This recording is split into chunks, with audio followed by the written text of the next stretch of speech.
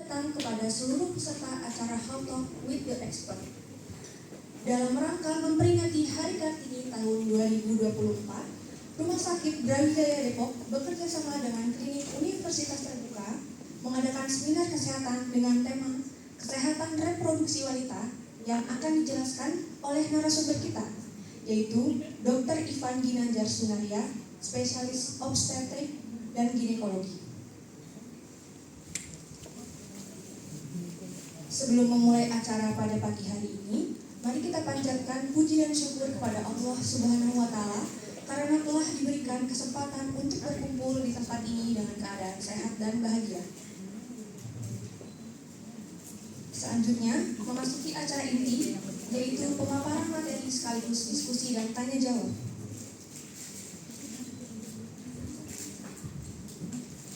Acara inti ini akan dipandu oleh moderator. Untuk itu saya persilakan kepada Bapak Charles Tinamon SE AKMN.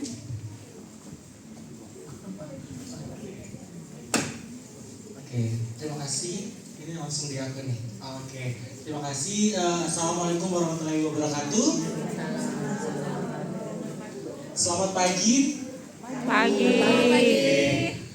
Yang sebelah sana mungkin saya boleh undang lebih ke depan kali ya, terus mungkin memenuhi area sebelah kanan saya supaya nggak supaya balance gitu loh. Biar nggak oleng kapalnya.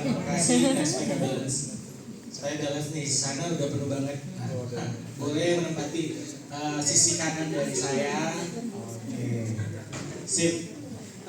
Sekali lagi kami mengucapkan terima kasih. Kami dari Brawijaya Hospital Depok ya. Berterima kasih buat kesempatannya pagi hari ini. Kita bisa bertemu, kita bisa tujuannya hari ini lebih kepada diskusi dan health talk. Jadi nanti ibu, saya sebenarnya ibu-ibu semuanya ini ya, ada bapak-bapak sebagian sebenarnya. Oke, jadi saya Charles selaku Customer Relation Head dari Brawijaya Hospital. Kemudian hadir juga nanti ada Dr. Ivan yang akan menyampaikan materi. Sebelumnya sekali lagi saya ucapkan selamat pagi. Pagi. Oke, kalau di Brawijaya itu kalau kita bilang selamat pagi, jawabnya kita dibalas dengan pagi-pagi happy. Oke, boleh ya, kita coba panaskan dulu ruangan ini. Saya ke tengah kali ya, izin ya. Oke, selamat pagi. Pagi-pagi sehat. Lebih semangat lagi. Selamat pagi. Pagi-pagi happy. Oke, kurang Abdul kalau nggak pakai gerakan kali ya. Jadi kalau sudah selamat pagi, pagi happy. Tangannya sarangnya kiri kanan gitu ya. Oke, sering nonton drakor kan ya di sini pasti gitu. Oke, sekali lagi saya coba tes dulu nih. Selamat pagi. Pagi happy. Oke, sebelah kanan dulu jangan mau kalah. Selamat pagi. Pagi-pagi happy. Sekali lagi, selamat pagi. Pagi-pagi happy. Oke, sebelah yang kiri dari saya jangan mau kalah. Selamat pagi. Pagi-pagi happy. Sekali lagi, selamat pagi. Pagi-pagi Oke, semuanya selamat pagi. Pagi happy. Oke, tepuk tangan dulu dong.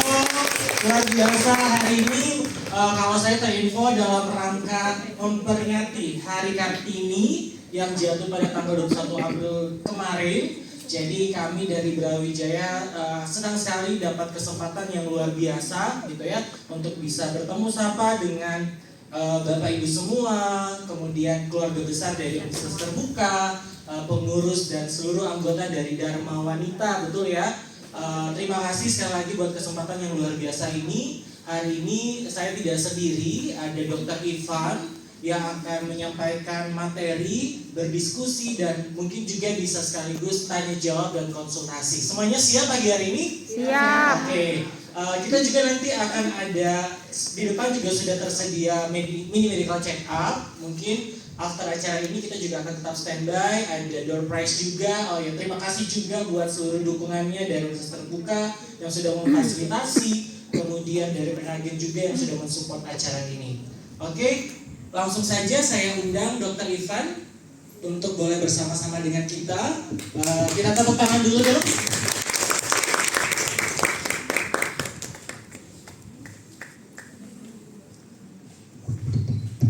Oke, yes. Ya, assalamualaikum warahmatullahi wabarakatuh. Waalaikumsalam warahmatullahi wabarakatuh. Selamat pagi. Pagi happy. Oh iya pagi. Baru bangun nih. Selamat pagi. Pagi happy. Selamat pagi. Pagi happy. Udah sarapan kan ya? Sudah. Udah ngantuk berarti ya. Udah sarapan. Terpukul lihat Oke. dokter. Ya, perkenalkan saya Dr. Ivan Ginanjar SPOG. Saya berpraktek di Brawijaya Gunung Sari Depok ya. Dalam hal ini karena tadi eventnya dalam rangka Hari Kartini ya, maka kita angkat tema dalam hal ini yang aspeknya sangat penting gitu, nggak hanya untuk pria tapi juga wanita.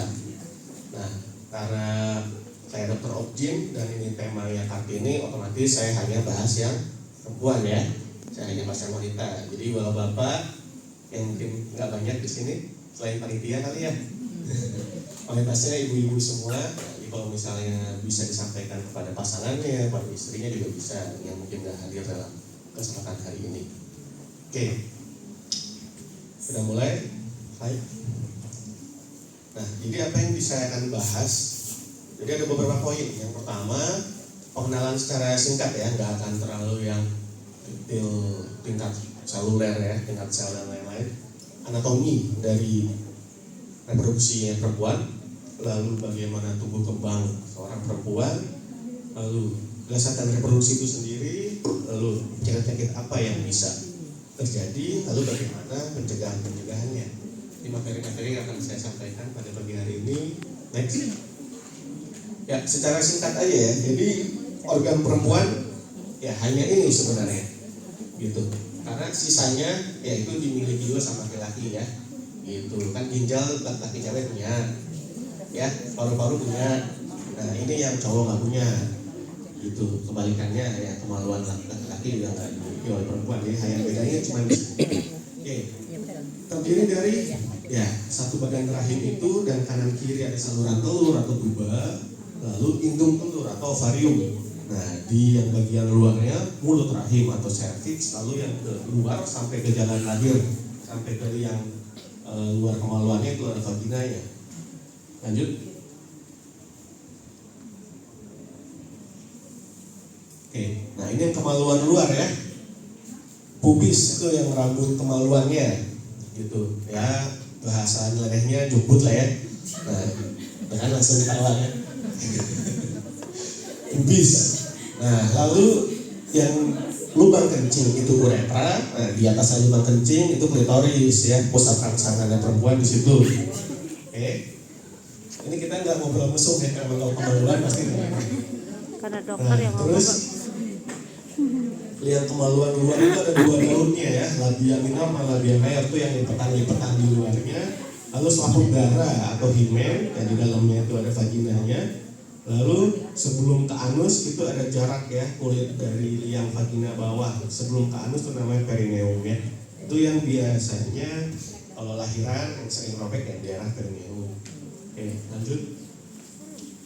Nah, selaput darah tuh bentuknya ada macam-macam gitu. Jadi jangan kok ini kayaknya kurang rapet, ada bolongnya dikit. Wah, jangan udah dipakai nih misalnya ya. Belum tentu. Selama dia bentuknya utuh, ya tidak ada tanda robekan, itu masih selaput darah yang normal. Jadi bentuknya ada variasi, gitu. Terus kalau nemu mungkin anak, saudara, gitu ya, yang selaput darahnya kesannya tidak rapet, nah jangan buru-buru dijudge bahwa oh ini udah pernah berhubungan nih, gitu, ya. Calon istri misalnya gitu ya, nah ngapain juga calon istri udah dilihat vagina ya kan? Karena belum tentu karena berhubungan, jatuh misalnya, atau sering melihat panjat pohon gitu ya, kan banyak yang cewek-cewek juga sporty gitu ya, nggak yang terlalu feminin, itu tomboy. Terus terluka, itu daerah kemaluannya bisa aja selaput darahnya robek. Jadi bukan berarti kalau selaput darahnya memang sudah tidak utuh lalu lantas penyebabnya hanya pasca berhubungan, belum tentu. Lanjut. Terus kita lanjut ke itu anatomi udah cukup sampai situ ya, dari dalam sampai keluarnya. Nah kita lanjut ke masalah perkembangan atau tumbuh kembang orang perempuan. Dalam hal ini kita bahas dulu pubertas ya, gitu, atau akil balik, biasanya sekitar 8-13 tahun biasanya. Nah apakah bisa maju atau mundur? Bisa, karena secara penelitian angka paling banyak adalah di 8-13. Tapi kalau misalnya maju atau mundur dan memang ada penyebabnya, itu juga bisa terjadi gitu, pubertasnya. Nah, paling tanda awal yang suatu tanda puber pada perempuan itu biasanya pertumbuhan badannya, gitu. Pertumbuhan badannya tapi yang lebih ke arah atas atau tinggi, gitu, bukan pertumbuhan ke samping, ya. Nah, biasanya dia tinggi dulu gitu yang kelihatan, disertai sama ada tanda-tanda perubahan tanda seks sekundernya. Misalnya apa? Pertumbuhan rambut kemaluan, pertumbuhan misalnya rambut ketiak, gitu, pertumbuhan kelenjar payudara. Jadi biasanya kok udah mulai kebentuk nih bentuk-bentuk payudaranya, tadinya rata gitu ya, lama-lama udah bentuk lonjol. Nah itu namanya tanda seks sekunder. Nah tapi tanda yang kelihatan biasanya tingginya cepat sekali gitu. Jadi biasanya sekitaran SD ya, kalau umur 8 atau 9 itu sekitar umur kelas 2 atau kelas 3 gitu ya. Nah jadi biasanya SD 3 sampai 1 SMP lah ya, biasanya sering kali kita temukan cewek-cewek, anak-anak cewek itu tingginya bisa lebih tinggi daripada teman-teman yang cowok gitu, karena memang dia duluan umur pubernya. Nanti pas udah kelas 3 SMP ke atas sampai SMA nanti kesalip sama yang cowok biasanya gitu, karena growth spurt atau pertumbuhan pubernya laki-laki memang lebih belakangan gitu. Nah selain itu faktor apa aja kalau tinggi selain puber ya tentunya nutrisi juga ngaruh gitu ya. Kalau tinggi badannya karena nutrisinya kalsiumnya bagus ya, vitamin-vitaminnya bagus ya, gizinya seimbang, tentunya itu sangat berpengaruh pada tinggi badan. Apalagi misalnya ada faktor genetiknya juga gitu. Oh wajar aja orang tuanya memang ibu ayahnya tinggi, itu ada hitungannya soalnya kemungkinan anaknya tinggi berapa. Jadi faktor-faktor untuk mempengaruhi tinggi badan itu sangat berpengaruh, nggak cuma puber aja. Terus ini faktor-faktor yang tadi saya bilang ya, ada nutrisi, kondisi medis, sosial, ekonomi, atau pengaruh lingkungan. Ya, pengaruh lingkungan tuh macam-macam, dari faktor nutrisinya juga bisa masuk ke situ juga gitu. Lanjut.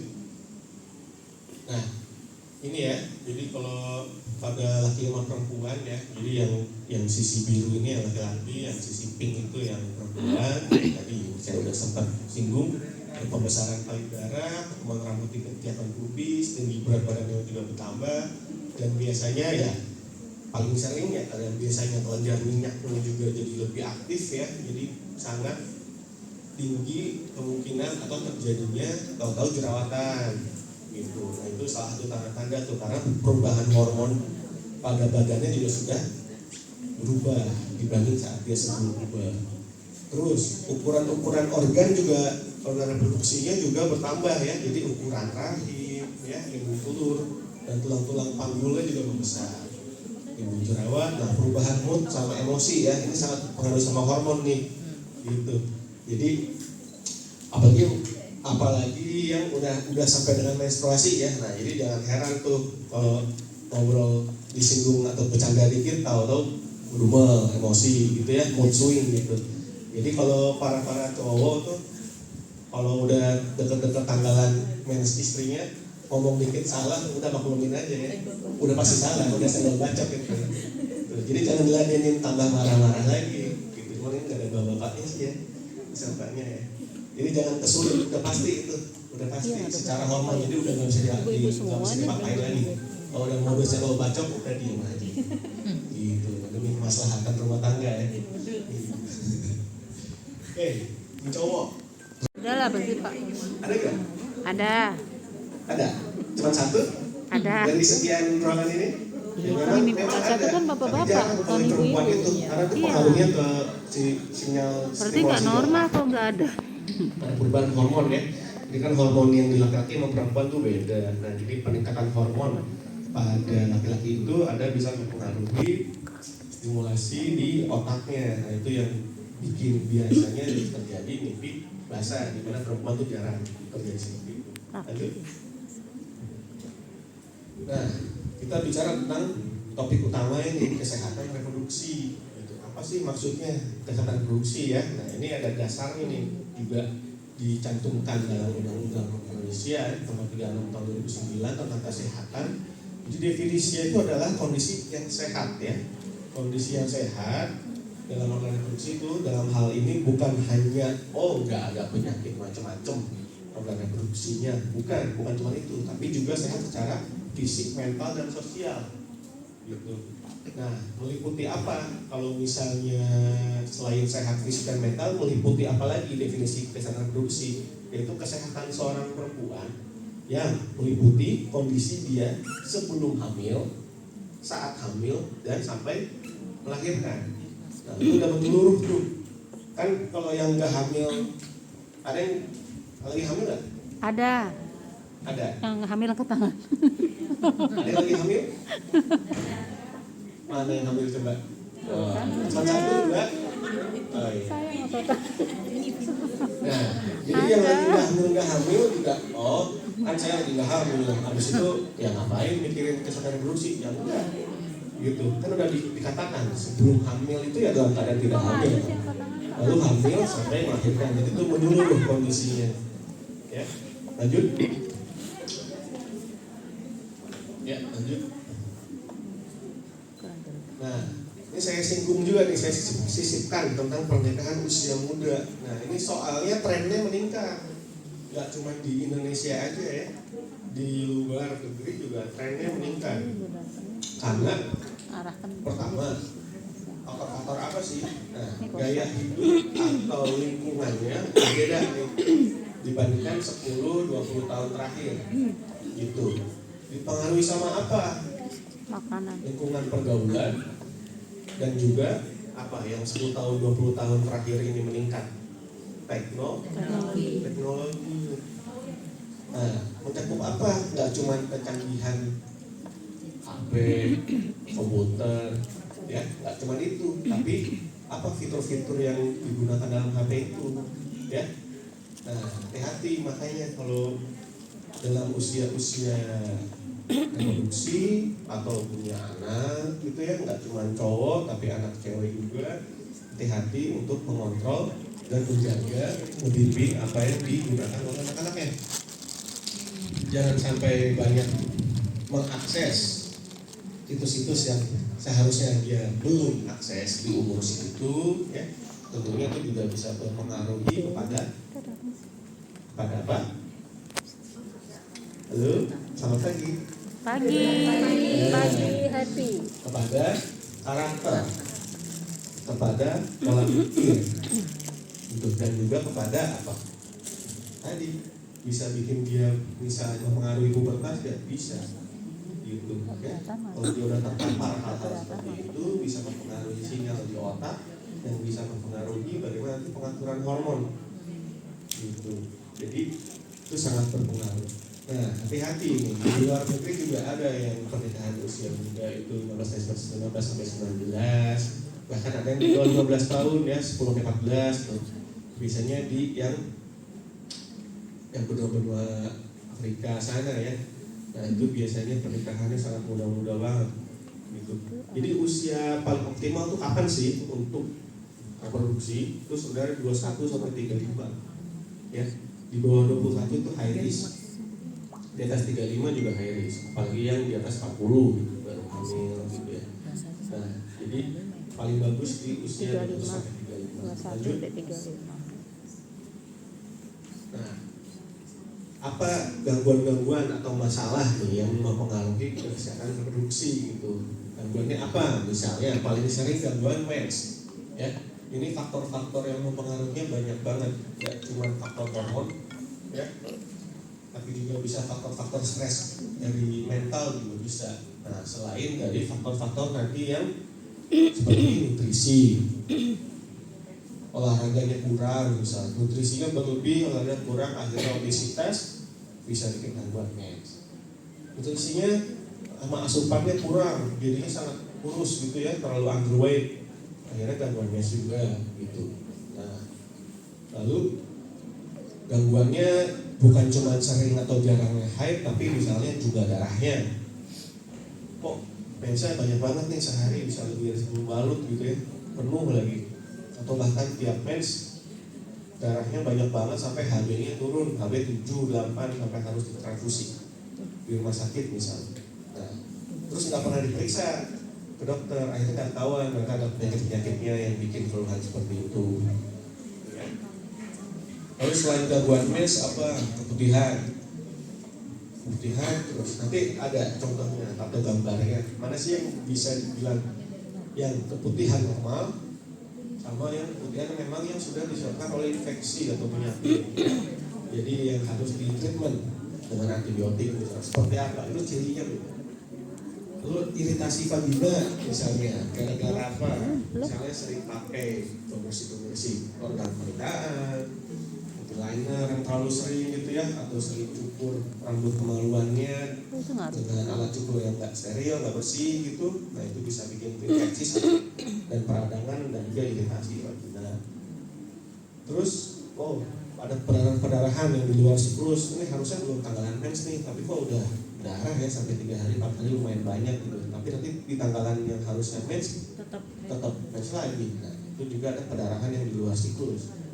Lalu apakah ada keluhan nyeri-nyeri pinggang? Nah, ini kaitannya bisa banyak nih, nyeri pinggang. Emang disebabkan misalnya gangguan mens yang disertai misalnya kista coklat atau kista endometriosis ya, itu bisa bikin keluhan nyeri pinggang juga, baik saat mens maupun di luar mens. Lalu apakah ada infeksi, misalnya kecil radang panggul gitu, akibat sering kemudian keputihan, tapi dibiarin aja sampai berbulan-bulan atau bertahun-tahun. Nah, itu nanti kumannya lama-lama naik, yang dari dalam vagina lama-lama naik ke atas ke rahim sampai bisa menginfeksi saluran telur juga bisa. Akibatnya jadi infeksi radang panggul, itu dari pinggang terus. Next. Oke, kita masuk ke mens ya, sekarang udah ke topik penyakitnya. Jadi tiap bulan itu perempuan itu pasti karena dipengaruhi hormon ya, pasti itu terjadi penebalan dinding rahim. Gitu. Kalau mungkin ada yang pernah di USG, dibilang ada penebalan misalnya, nah itu pasti terjadi. Tujuannya apa? Tiap bulan perempuan itu ada penebalan dinding rahim, buat mempersiapkan terjadinya ada kehamilan. Jadi kalau dia ada pembuahan, sel telur ketemu dengan sel sperma, nyatu, membuat, Nah itu nanti akan berkembangnya ditanamnya di mana tanahnya? Ya di dinding rahim. Gitu. Jadi tanah yang tebal itu yang udah gembur itu yang didapatkan kalau secara USG itu penebalan dinding rahim. Nah kita kan kalau mau nanam tanaman kan juga nanam benihnya di tanah yang udah bagus ya. Iya. Udah gembur, banyak nutriennya, pupuknya segala macam udah siap untuk masukin benih. Nah dia nanti tanamnya di situ. Itu tujuannya penebalan dinding rahim. Dia udah untuk menempel, untuk berkembangnya di situ. Nah kalau tiap bulannya nggak ada ditemukan ada pembuahan, misalnya belum nikah nih ya, belum nikah, dia tak berhubungannya, otomatis kan nggak ada tuh sperma yang beredar dalam organnya kan. Nah, tapi kan udah pasti menebal nih karena pengaruh hormon. Nah, kalau menebal terus kan akan jadi penyakit. Nah, tapi karena nggak ada terjadi pembuahan dia kalau nggak menikah, maka itu komunikasi antara rahim sama otak. Ini kan kalau tebal terus jadi penyakit nih. Tipisin dong, oke. Nah akhirnya otak merintah buat merangsang rahim membuat menstruasi. Jadi dinding rahimnya dibikin jadi tipis lagi, gitu. Nah pas sudah tipis, kalau diukur USG itu biasanya ketebalan. Kalau diukur USG itu biasanya tipis itu sekitar 2 mm aja, itu biasanya mensnya udah berhenti. Jadi misalnya mens nih 5 hari selesai misalnya. Nah ibaratnya pas hari 5 hari 6 itu kalau misalnya di USG transvaginal ya dari bawah itu ketebalannya paling 2 mili. Nah itu tujuannya. Nanti sesuai siklusnya lagi dia akan nebelin lagi gitu. Oh masih nggak ada terjadi kehamilan juga, ya ditipisin lagi. Cuma kalau ada gangguan hormon, nah itu komunikasinya rahim sama otak itu ada yang miskomunikasi. Oh saya nggak haid udah 3 bulan. Masih single nih ya, lahir udah 3 bulan gitu. Terus berat badannya juga misalnya gemuk gitu ya, obes gitu ya. Pas dicek USG memang tebal banget di atas 7 atau 8 mm ya 3 bulan nggak haid. Biasanya udah bisa belasan milimeter tuh. Nah itu sinyalnya tuh kemana gitu kan ya. Padahal dia kan nggak masih single nih, nggak ada sperma yang masuk, nggak ada hubungan. Nah itu bisa dipengaruhi sama tadi contohnya obesitas. Itu bisa merangsang komunikasi sama rahim otaknya itu nggak sejalan, nggak terjadi ovulasi. 19 nggak mungkin, itu nggak ada, ya. Pasti ada plus minusnya. Makanya plus minus berapa yang masih dikatakan normal? Plus minus 7, ya. Contoh, jadi kalau ini tanggalnya kan hari tanggal 24 ya, nggak enak lah tanggalnya terlalu akhir. Saya ambil contoh tanggal 15 deh. Misalnya tanggal 12 April haid, hari pertama nih ya. Karena 5 hari selesai itu ya, tanggal 20 selesai. Nah jadi ekspektasinya di bulan depan, di bulan Mei, kalau bulan ini haid pertamanya tanggal 15 April, maka tanggal berikutnya adalah plus minus 7 dari tanggal hari pertama. Jadi kalau tanggal 15 kurang 7 8, 15 tambah 7 22. Jadi ekspektasinya adalah bulan Mei kalau dapat haid di tanggal 8 sampai 22 itu masih normal. Hitung-hitungnya ya. Jadi tanggal hari pertama bulan ini udah haid nih, tanggal pertamanya tanggal berapa? Nah, ekspektasi untuk tanggal bulan depannya di plus minus 7 dari tanggal hari pertama. Juga bisa mengaruhi tumbuhnya kuman yang datang dari luar. Gitu. Jadi penghuni di organ intim, di organ kemaluan itu memang sudah ada penghuni yang kuman normal, yang memang penghuni di situ, tapi sifatnya baik, makanya kuman normal atau flora normal istilahnya, ya kuman baik, kalau simpelnya. Tujuannya apa? Dia sifatnya satpam untuk jagain kompleknya, alias si organ reproduksi. Nah, kalau pH-nya ini jadi berubah banget di daerah kemaluan ini karena liner, pembersih pH, vagina dan lain-lain untuk korban iklan ya, dan jangka panjang. Nanti ini satpamnya pada mati semua banyaknya. Tadinya satpamnya misalnya 20 orang, tinggal 7 misalnya. Nah, terus udahlah misalnya pas bersih-bersih kayak boxnya misalnya nggak bersih, airnya kurang bersih, terus pakai underwearnya kurang bersih atau terlalu ketat misalnya sehingga daerah kemaluan jadi lembab. Lebab itu bikin tumbuh kuman, tapi bukan kuman baik yang tumbuh, kuman jahat. Nah, itu bisa mempengaruhi tumbuhnya kuman pendatang, kuman luar. Nah, sebut aja maling ya. Jadi sampahnya udah dikit, malingnya nambah, kompleknya colongan semua, gitu. Jadi jangan sering-sering menggunakan pembersih kewanitaan, anti liner. Itu sesekali masih nggak apa-apa, dalam arti paling cuma beberapa minggu sekali, itu masih nggak apa-apa. Tapi kalau hampir tiap hari, beberapa kali seminggu, dan itu terus-terusan, beberapa kali seminggu dalam berbulan-bulan, itu lama-lama bisa bikin keluhan keputihan, gitu ya. Lanjut. Nah, pilihan normal sama yang nggak normal, simple ya. Kalau yang normal itu ya simpelnya nih, nggak ada warna, nggak ada bau, ya nggak ada amis-amisnya atau tengik atau bau kayak kan gitu ya, amis ya, anjir gitu ya. Nggak ada bau, nggak ada warna, nggak bikin keluhan apa-apa, itu normal. Gitu, nggak bikin nyeri di kemaluan, nggak bikin gatel banget di kemaluan, pengen garuk gitu rasanya gitu ya. Nah itu kalau normal nggak bikin sensasi seperti itu. Garuk sama siapa Pak? Terus teksturnya juga agak-agak lengket iya, tapi nggak yang model bergumpal. Nah kalau yang nggak normal ya kebalikannya aja gitu, biasanya udah ada warna. Jadi kalau nggak ada warna ini bukan putih ya, bening. Yang namanya nggak ada warna tuh bening. Iya, bening. Jadi kalau putihnya kayak yogurt, Kayak lem. agak-agak kuning, agak-agak kadang ada yang sedikit agak hijau misalnya, nah itu udah ada kuman. Jadi kalau udah pakai warna, pakai bau, pakai keluhan, ada nyeri, gatel banget bahkan gitu ya. Nah itu jangan disepelein, langsung periksa, benar gak?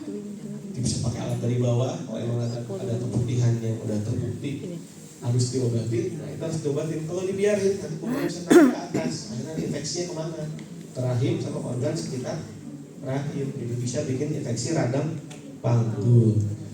Nah kalau yang normal itu bisa disebabkan karena perubahan hormon gitu ya, bisa saat siklus haid, bisa saat karena pengaruh karena kehamilan gitu ya, atau karena misalnya konsumsi pil KB gitu, nah itu kan kaitannya sama hormon.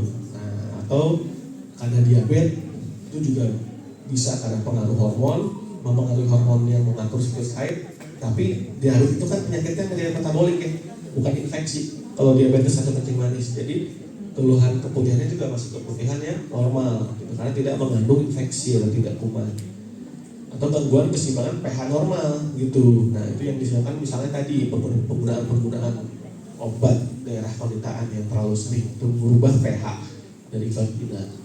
Oke, kuman-kumannya tuh bisa yang misalnya bakteri vaginosis, trichomonas ya, sama candidiasis. Itu jenis keputihannya beda-beda, ada yang warnanya lebih kuning, ada yang lebih putih bergumpal. Jadi beda penyebab infeksinya dari organisme kuman apa, obatnya tentunya beda gitu. Karena antibiotik itu untuk menyerang kuman-kuman tertentu gitu. Untuk menyerang kuman A ya pelurunya harus yang A gitu. Kalau tebak-tebakan asal gitu ya minumnya, ini antibiotiknya buat ngebasmi A, tapi padahal penyebab yang B gitu, ya nggak sembuh-sembuh gitu. Lanjut. Nah tuh kalau kayak gini tuh, jadi masih bisa di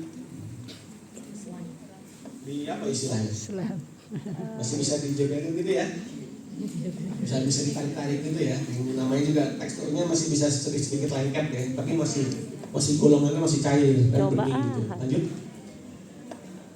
Nah, jadi kalau udah menggumpal kayak gitu, lanjut. Itu lem glukos. Gumpal, terus nggak bisa apa sih istilahnya? Ditarik-tarik. Gitu. Gumpal ya, Kayak elastis. gumpal bukan yang lengket. Lengket ini kan itu kan kayak kalau pakai lem uhu ya. Nah, jadi kalau yang nggak bisa tuh kayak gambar yang kanan, nah itu hati-hati, itu keputihan yang kemungkinan sudah Vanessa senyum semuanya. ada infeksi. Lanjut. Itu udah infeksi. Oke, keputihan tadi selain kalau nggak diobatin juga bisa bikin radang panggul, parah naik. Nah dia juga bisa menginfeksi yang paling dekat, yaitu leher rahim atau serviks. Jadi adanya peradangan pada serviks namanya cervicitis. Nah, bisa disebabkan jadi itu terjadi peradangan atau inflamasi pada serviks, dan juga bisa disebabkan sama infeksi menular seksual gitu ya. Tadi itu kalau misalnya putihan kan misalnya kandidiasis, trichomonas, kumannya. Tapi kalau infeksi menular seksual kayak sifilis, GO ya, itu Neisseria gonorrhea itu yang bikin GO ya. Itu juga bisa bikin radang dari leher rahim. Ini warna pinknya agak beda nih pas di proyektor ya. Jadi yang kiri gambarnya itu ya dia pinknya tuh pink agak putih gitu ya. Nah kalau yang kanan itu pinknya itu bisa berubah jadi kayak pink dipakai lipstick gitu. Jadi warna pinknya lebih tebal. Nah itu udah terjadi peradangan dari leher rahim. Terus di sekitarnya misalnya yang banyak keputihannya gitu ya, udah ciri-ciri keputihan bukan normal gitu ya, ada warna gitu, misalnya kuning banget, menggumpal misalnya. Nah itu bisa bikin radang leher rahim. Bisa bergejala, bisa enggak gitu. Kadang ada yang ngerasain ada sedikit nyeri-nyeri, nah itu bisa. Atau paling sering karena yang namanya peradangan di leher rahim. Kalau namanya peradangan pasti pembuluh darah kecil ya, kapiler itu pasti melebar. Jadi kalau ada hentakan bisa pecah, akibatnya ngeflek atau berdarah. Nah, jadi paling sering kalau misalnya habis berhubungan tahu-tahu berdarah, Nah itu leher rahimnya harus diperiksa dulu. Apakah ada peradangan leher rahim servisitis atau yang bukan servisitis gitu. Penyebabnya apa? Misalnya benjolan yang lesi-lesi prakanker leher rahim, atau memang sudah benjolan leher rahim yang kanker serviks misalnya, itu juga bisa bikin perdarahan pasca senyaman. Jadi jangan dianggap sepele juga kalau tiap habis berhubungan berdarah, itu diperiksain dulu gitu. Penyebabnya apa dulu? Karena penyebabnya banyak ya. Salah satunya servisitis, salah satunya. Oke, lanjut. Penyakit radang panggul. Nah ini yang tadi saya bilang ya, yang bikin radang panggul, atau kalau istilah medisnya itu PID ya, PID itu pelvic inflammatory disease ya. Nah itu yang tadi disebabkan karena adanya infeksi daerah wanitaan, daerah vagina berulang dan nggak pernah terobati juga gitu. Bisa dari apa? Gonta-ganti pasangan bisa, infeksi daerah misfi yang berulang bisa, putihan, servisitis yang nggak ketahuan, nggak pernah diobatin, akhirnya kemarin naik, atau kurang jaga kebersihan juga.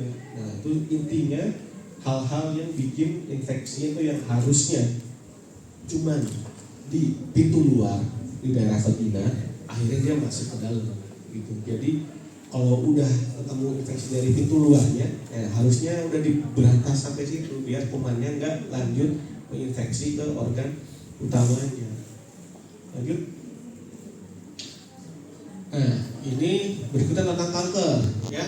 Ini juga wajib tahu karena secara umum dia peringkat 2 setelah kanker payudara pada perempuan ya. Kanker pada perempuan nomor 1 itu kanker payudara, nomor 2 angka terbanyaknya kanker serviks gitu. Kalau dari organ kandungan ya di ginekologi dia nomor 1-nya kanker paling banyak, kanker serviks. Tapi kalau secara keseluruhan kanker pada perempuan dia nomor 2, payudara nomor 1. Nah, apa sih penyebabnya? Kanker serviks itu kan disebabkan sama infeksi virus. Ada yang udah tahu? Harusnya udah tahu dong. Infeksi virus HPV. Nah, ada yang udah pernah vaksin HPV? Belum. Udah pernah 1? Kita pernah sih. Cuma 1? Belum. 2. Ayo Mbak Nisa. Udah sampai booster Bu? Udah? Booster Nah, udah. jadi wajib, apalagi sudah HPV. berhubungan ya. Jadi selain faktor usia juga wajib apabila tentunya sudah ada berhubungan seks. Nah, yang risiko tinggi udahlah dia gak nikah, udah berhubungan, kota ganti lagi, ya itu sangat rentan untuk menyebarkan atau tertular virus HPV. Tapi yang namanya kanker serviks itu munculnya nggak sebulan 2 bulan gitu.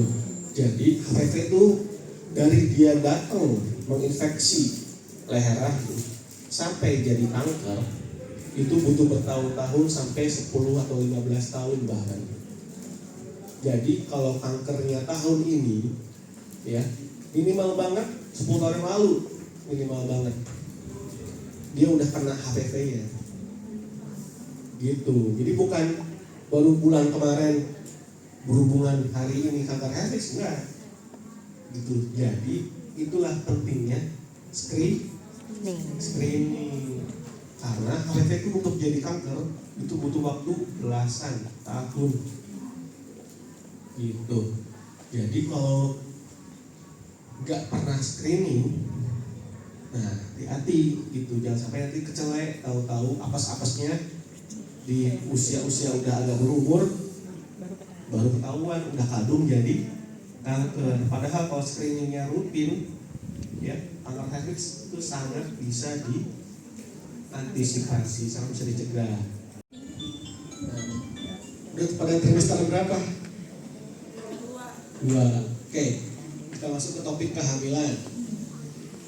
Ya, jadi kalau definisinya ya dari American College of Obstetrics and Gynecology ya, ACOG, itu berarti hamil itu definisinya adalah punya anak atau keturunan yang berkembang dalam rahim seorang wanita dari perbuahan ya, dengan diikuti perubahan tubuh tentunya, karena hormon juga pasti semuanya berubah gitu. Jadi pasti ada perubahan tubuhnya dari mulai nanti pembesaran kelenjar, ya, postur, berat badan itu pasti ada berubah. Pembuluh darah, ya, bisa melebar menipisnya pembuluh darah itu karena pengaruh hormon juga bisa. Organ pencernaan juga bisa berubah. Kok jadi sering banyak mual muntah, terutama di awal-awal ya karena kerja lambung sama usus jadi lambat karena disebabkan oleh hormon yang berubah pada kehamilan seperti itu. Dan definisinya itu adalah 280 hari atau 40 minggu ya. Jadi kalau pernah di USG dapat tanggal HPL-nya, nah tanggal HPL itu adalah tanggal 40 minggunya gitu. Jadi itu titik dimana hati-hati kalau sampai tanggal segitu masih belum lahir, nah itu warning sign-nya ya. Jadi apakah kondisi janinnya masih bagus apa enggak, ketubannya masih bagus apa enggak, aliran darah kalipusnya masih bagus apa enggak, kira-kira memungkinkan aman atau tidak yang lahiran normal, ada indikasi untuk apakah harus sesar atau bisa lahir normal. Nah itu jangan sampai lewat bablas, oh udah HPL nih, terus gak pernah kontrol lagi tuh sampai lewat 4-3 minggu misalnya, tahu-tahu gak ngerasa gerakan janin lagi, itu jadinya udah kandung, pas periksa udah kandung meninggal dalam kandungan gitu. Hati-hati karena makin mendekati tanggal HPL maka fungsi ari-ari atau fungsi plasenta itu akan makin berkurang kualitasnya. Jadi biasanya akan disertai ketuban jumlahnya makin berkurang gitu ya. Nah, tiap orang tuh beda-beda, ada yang makin dekat tanggal HPL udah misalnya lusa HPL nih, tahu-tahu pas dia USG udah dikit banget udah mau ini lagi serius. Bisa. Karena kan kualitas plasenta tiap orang itu juga beda-beda terkait sama nutrisinya, pembuluh darahnya itu kan bisa beda-beda. Gitu dia jangan sampai nggak pernah kontrol rutin, apalagi sudah sampai tanggal HPL masih belum lahir, nggak pernah konsultasi lagi, nggak pernah periksa lagi, kalau kondisi janinnya udah nggak bagus. Lanjut. Jadi kapan sih yang terbaik buat hamil? Tadi saya bilang itu udah dari BKKBN juga ya, 21 sampai 35. Di bawah 21 dan di atas 35 maka itu lebih high risk, apalagi yang ekstrim high risk itu kalau yang hamil di atas umur 40. High risknya itu apa? Maksudnya risiko tingginya apa? Nah baik risiko tinggi buat ibu dan juga janin. Jadi risiko untuk janinnya keguguran, risiko untuk janinnya ada problem kelainan fisik misalnya ya, kelainan fisik misalnya nggak ada tempurung palanya misalnya, itu kelainan fisik, atau janin yang secara anatominya sih normal tapi janinnya berpotensi kena sindrom Down misalnya. Nah itu kan fisik normal ya, kepala, tulang, kaki, semua jantung, usus, lambung semua punya. Tapi ada berpotensi ke arah sindrom Down misalnya. Nah, itu kan sayang ya. Dia fungsinya kan pas udah gede juga susah buat mandiri biasanya. Gitu. Untuk sebagaimana manusia dewasa dia susah hidupnya. Harus tetap ada di supervisi gitu. Nah, itu yang meningkatkan risiko. Terus kalau buat ibunya misalnya apa? Risiko tensi tinggi, risiko gula darah tinggi. Nah, tensi tinggi itu dari ada yang mulai hipertensi kehamilan sampai dengan ada yang lebih berat, misalnya preeklamsi atau bahkan eklamsi sampai kejang. Itu risikonya meningkat di atas umur 40. Tapi tapi tetangga saya, saudara saya umur 41 hamil sehat-sehat aja. Ya, yang bilang pasti kejadian siapa? Gitu. Kan tadi saya selalu bilang risikonya meningkat, risikonya tinggi. Yang bilang pasti kejadian nggak ada yang tahu. Tapi yang bisa diusahain apa? Lifestyle. Gitu. Udahlah umur 41, modal fisiknya nggak bagus, beratnya 99, tingginya 150-an, kan kurang gentong apa tuh? Hamil lagi. Nah itu, jadi nggak semata-mata faktor umur langsung, high risk. Nah, belum tentu juga secara keseluruhan ya. Umur 40 tapi memang dijaga badan banget, nggak punya penyakit apa-apa, makan minumnya tuh terjaga yang bagus-bagus ya, nggak tinggi gula, nggak tinggi kolesterol. Jadi secara kondisi medis tuh perfect lah misalnya. Cuma 35 gitu ya. Terus jangan berhubungan intim sebelum nikah. Itu nggak cuma faktor agama juga, tentunya faktor medis juga. Terus pastikan juga pernikahan dan kehamilan itu sehat dengan cara apa? Ya tadi lifestyle, terus nutrisi, pola makan yang bagus, dan juga jangan lupa konsultasi. Anak nih perempuan, nah anak perempuannya udah ngantongin bakat itu. Jadi kalau dia nanti lifestyle yang ngaco, nggak jaga badan, ya itu bisa di kemudian hari ngalamin kista yang sama dengan ibunya. Nah bukan berarti dia nyalahin mahnya, enggak. Nah itu kan dia cuma ngantongin bakat, ke trigger apa enggaknya, itu yang ngantongin lifestyle. Gitu. Sama kayak diabetes,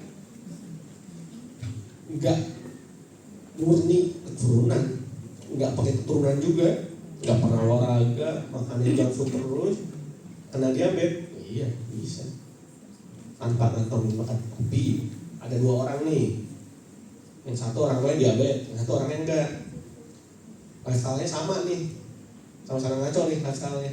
Nah yang orang tuanya diabetes ya chance atau peluang dia kena diabetes lebih tinggi. Yang ini bisa kena juga nggak? Bisa, cuma mungkin peluangnya nggak separah yang teman satunya yang orang tuanya punya faktor diabetesnya gitu. Tapi tanpa faktor keturunan si teman ini bisa kena diabetes, bisa, tapi peluangnya lebih rendah. Nah, terus ngerasa peluangnya lebih rendah akhirnya tambah ngaco kan? Nah, akhirnya diabetes juga yang ini gitu. Nah, jadi targetnya adalah dengan lifestyle, genetik, dan juga kita tahu kesehatan reproduksi. Harapannya adalah nanti itu generasi bangsa tuh ya, itu jauh lebih bagus kualitasnya gitu. Nggak cuma sehat, tapi juga bisa lebih cerdas daripada orang tuanya. Itu sih sebenarnya targetnya. Kan kita juga parameter lain kan selain dari angka kematian ibu, angka kematian janin, juga kan ada faktor-faktor yang lainnya kan, gimana misalnya kualitas pendidikannya, terus stuntingnya kan masih tinggi ya. Nah itu kan juga dipengaruhi dari mana? Stunting bukan dipengaruhi dari ibunya sama orang tuanya nggak ngasih makan yang benar, enggak. Stunting sudah ditentukan dari sejak si ibunya Hamil. Dari sejak ibunya hamil enggak. Jadi sejak ibunya sebelum ibunya hamil. Gitu. Ibunya nutrisinya gak bagus, punya penyakit macam-macam, habis itu maksain banget. Secara kondisi medisnya sebenarnya misalnya kita menilai punya penyakit ini dia ini kondisinya nggak layak hamil sebenarnya. Tahu-tahu dia hamil, maksain banget pengen punya anak gitu ya. Ya memang susah sih kalau emang udah pengen punya keturunan tapi dia nggak menimbang-nimbang nih. manfaat mudaratnya kalau dia hamil apa enggak gitu ya.